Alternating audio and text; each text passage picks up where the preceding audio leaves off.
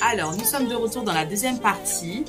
On va lire aussi encore un autre passage du livre Ma Princesse.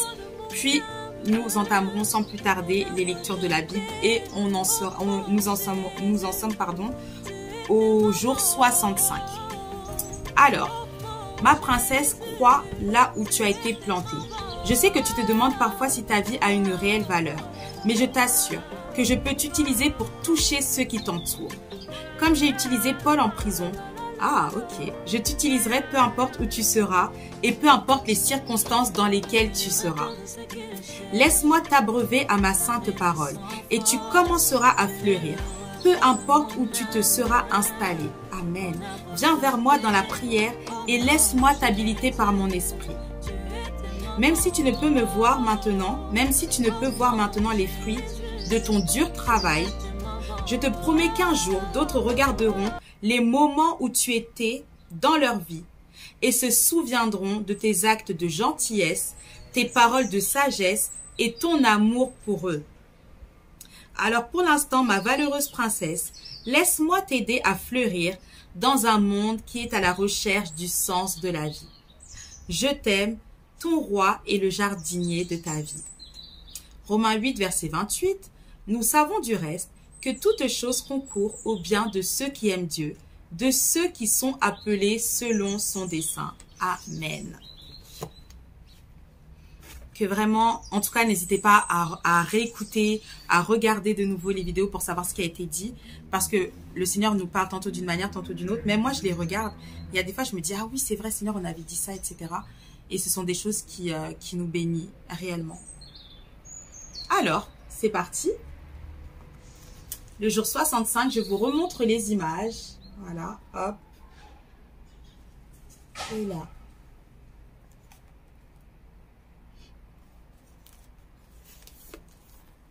Donc, on est toujours dans l'histoire de Joseph. Et là, maintenant, le jour 65, un avenir bien sombre. Genèse 39, versets 7 à 20. Joseph était un beau jeune homme, au visage particulièrement agréable. La femme de Potiphar l'aimait bien et aurait bien voulu en faire son amant. Jour après jour, elle insistait, mais Joseph refusait toujours. Il voulait rester fidèle à son maître. Voyant qu'elle n'obtiendrait rien, la femme décida de se venger et accusa Joseph d'avoir essayé de l'embrasser de force. Potiphar fit immédiatement jeter Joseph en prison. Quelle catastrophe! Tout allait si bien avant et maintenant son avenir était bien sombre. Donc je vous remontre Joseph dans la prison pour l'instant. Alors, je vous montre les images, comme ça on pourra avancer directement. Hop, et de l'autre côté.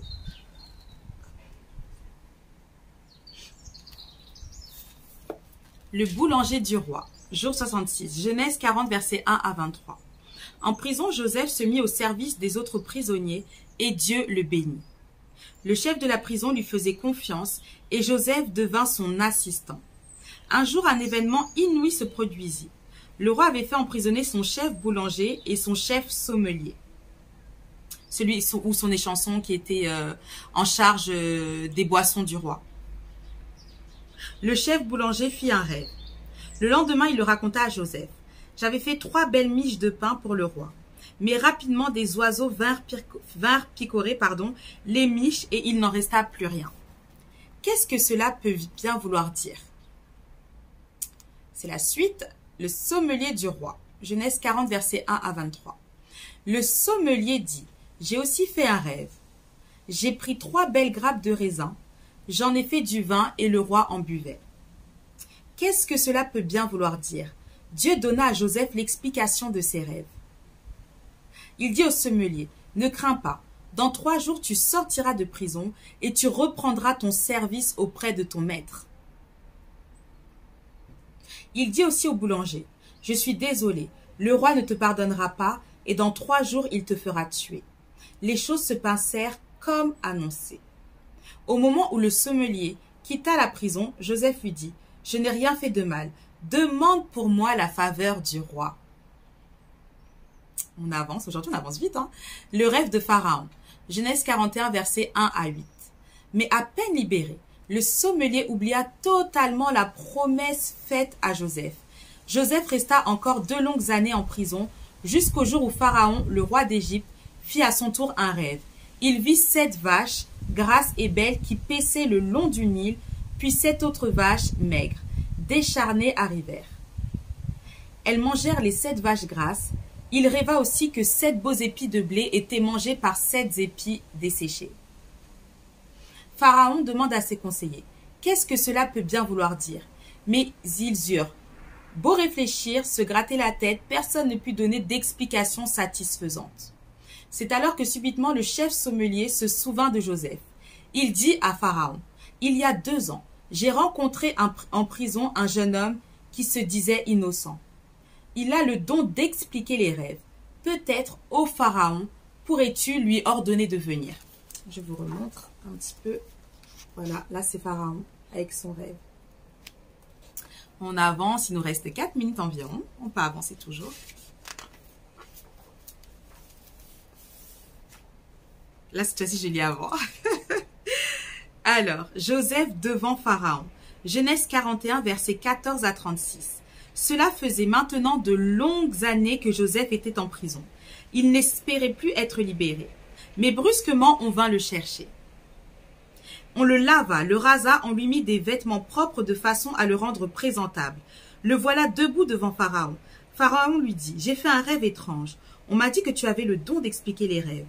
C'est pour cela que je t'ai fait sortir de prison. » Joseph répondit, « Ô Pharaon, moi je ne puis expliquer ton rêve, mais le Dieu du ciel sait toutes choses, et peut-être me dira-t-il ce que signifie ton rêve. » Pharaon raconta son rêve à Joseph, qui lui dit, « Les 2 rêves signifient tous 2 la même chose. Dieu te prévient de ce qui va se passer dans ton pays. Les récoltes des 7 prochaines années seront exceptionnellement bonnes. Mais ensuite, il y aura 7 années de sécheresse et de famine. Ordonne à tes serviteurs de mettre dans tes greniers le plus de blé possible afin de faire face aux années de famine. » Jour 70, Joseph, vice-roi d'Égypte. Genèse 41, versets 37 à 49. Je vais vous montrer les images maintenant. Voilà. Et là maintenant, c'est la 2e page. Voilà. Genèse 41, versets 37 à 49. Le roi regarda attentivement Joseph et se dit, « Cet homme est sage et a la faveur divine. Waouh! Il sera l'homme idéal pour s'occuper de la chose. » Il prit la parole et dit, « Joseph, Dieu t'a annoncé ce qui devait arriver. C'est toi qui réaliseras ce que tu m'as conseillé de faire. Désormais, tout le monde sans exception devra t'obéir. Je te nomme mon vice-roi. » Il lui donna son anneau et le fit habiller des plus beaux vêtements. Tout le monde devait s'incliner sur son passage. Ça commence. Festin et famine. Genèse 41, versets 53 à 57. Comme Joseph l'avait annoncé, il y eut 7 années de récoltes exceptionnelles, suivies de 7 années de famine. Comme prévu, Joseph avait fait stocker du blé en abondance. Dans les pays environnants, on mourait de faim, mais pas en Égypte.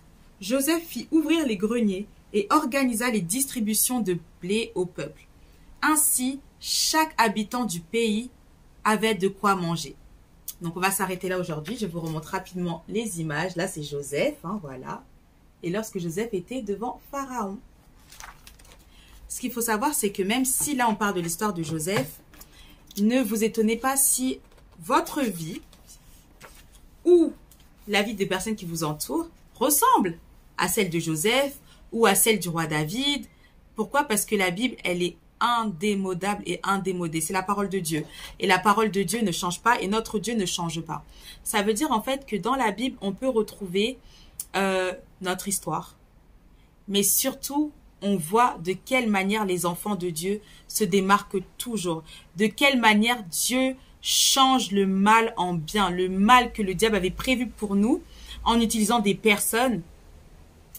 Notre Dieu change le mal en bien pour nous. Et nous obtiendrons toujours la faveur. Soyez bénis et à samedi prochain. Que Dieu vous garde.